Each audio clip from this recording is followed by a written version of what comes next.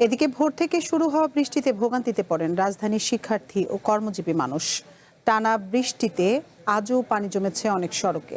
বৃষ্টিতে বেশি বিপাকে পড়েন এইচএসসি পরীক্ষার্থী ও অভিভাবকরা। ভিজে ভিজেই কেন্দ্রে পৌঁছান অনেকে, আবার যানজটে কেউ কেউ দেরিতেও পৌঁছান। অভিভাবক ও পথচারীদের অভিযোগ, সড়কে যানবাহন কম, পাওয়া গেলেও গুনতে হচ্ছে বাড়তি ভাড়া। এছাড়া বৃষ্টিতে ভিজে শিশুদের স্বাস্থ্য ঝুঁকি বাড়ছে বলে মনে করছেন তারা। এদিকে আবহাওয়া অধিদপ্তর বলছে আজ সারাদিনই থেমে থেমে চলবে বৃষ্টি। ঢাকার আশপাশে মাঝারি থেকে বজ্রসহ বৃষ্টির সম্ভাবনা রয়েছে। গত 24 ঘন্টায় ঢাকা ও এর আশপাশে রেকর্ড পরিমাণ বৃষ্টিপাত রেকর্ড করেছে আবহাওয়া অধিদপ্তর।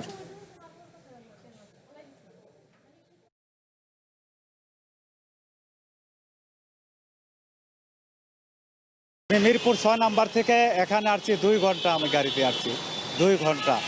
কাজীপাড়া শেওড়াপাড়া ওদিকে বৃষ্টির পানিতে একেবারেই গাড়ির চলাচল খুবই কষ্ট। আর খুবই আজকে পরীক্ষাটা বন্ধ হলেই মনে হয় ভালো হতো। বৃষ্টি, বাচ্চার জ্বর আসে, ঠান্ডা আসে, এটা নিয়েও তারপরও পরীক্ষা নিয়ে আসতে হয়। এই আর কি, বিড়ম্বনা তো অনেক আছে। ঢাকার আবহাওয়ার খবর জানাতে আমাদের সাথে যোগ দিচ্ছেন সহকর্মী ইশতিয়াক ইমন। আমরা সরাসরি চলে যাচ্ছি তার কাছে। ইমন, আপনি তো কালকে থেকে আবহাওয়ার খবর রাখছিলেন, জানাচ্ছিলেন আমাদের আপডেটগুলো। আজকের বৃষ্টির পূর্বাভাস নিয়ে আবহাওয়াবিদরা কি বলছেন? ধন্যবাদ আতিফা। যেমনটি শিরোনামে বলছিলেন যে এই মৌসুমের রেকর্ড বৃষ্টিপাত ঢাকায় যেটি আবহাওয়া অফিস রেকর্ড করেছে সেটি 110 মিলিমিটার, অর্থাৎ আবহাওয়া অফিস সকাল 6টা থেকে পরের দিন সকাল 6টা 24 ঘন্টার যে বৃষ্টিপাত রেকর্ড করেছে সেখানে তারা সকাল 9টা পর্যন্ত, অর্থাৎ আজ সকাল 9টা পর্যন্ত 110 মিলিমিটার বৃষ্টির রেকর্ড করেছে ঢাকায়, যেটি ঢাকায় আসলে এই মৌসুমের জন্য রেকর্ড বৃষ্টিপাত। এর বাইরেও দেশের বিভিন্ন জায়গাতে বৃষ্টি হচ্ছে। এটি মৌসুমি বায়ুর প্রভাব রয়েছে, একই সাথে সাগরে নিম্নচাপ রয়েছে, যে কারণে বৃষ্টির সম্ভাবনা তারা এখনই বলছেন যে কমে যাচ্ছে না, বৃষ্টির সম্ভাবনা রয়েছে এবং আগামী 2 দিন বৃষ্টি এরকম চলবে। তবে 15 জুলাইয়ের পর, অর্থাৎ 16 জুলাই থেকে ভারী বৃষ্টিপাতের সম্ভাবনা রয়েছে।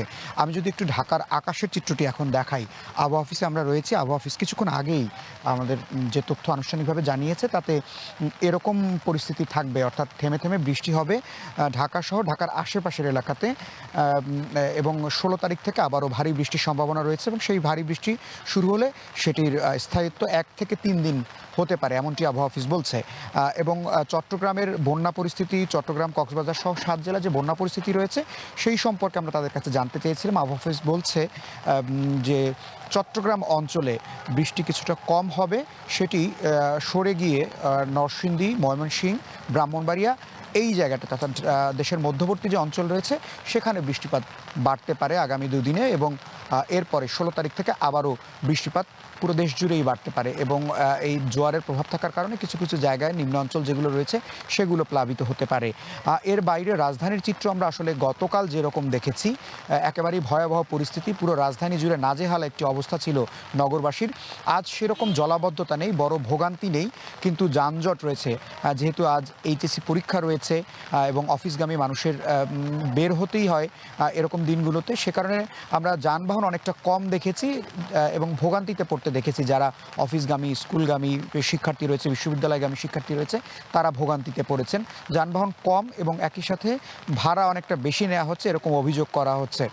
এবং এই পরিস্থিতি আসলে আজকেও থেমে থেমে যে বৃষ্টি হবে সেই ধারণা আবহাওয়া অফিস এরই মধ্যে দিয়ে রেখেছে এবং আগামী 2 দিনও এরকম চলবে।